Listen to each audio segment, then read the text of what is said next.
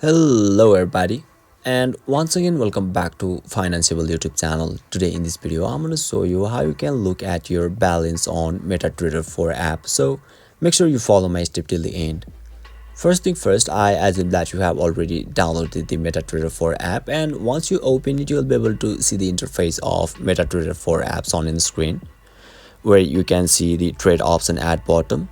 Just tap over there and now you'll be able to see your balance in here, where you can see balance, equity, margin, free margin, and margin level percentage.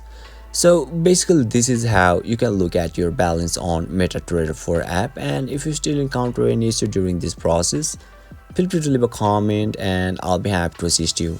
If you found this video helpful, please give it a thumbs up, and if you are new to this channel, make sure to hit the subscribe button and set the bell icon to on, so that you can stay updated with our latest content.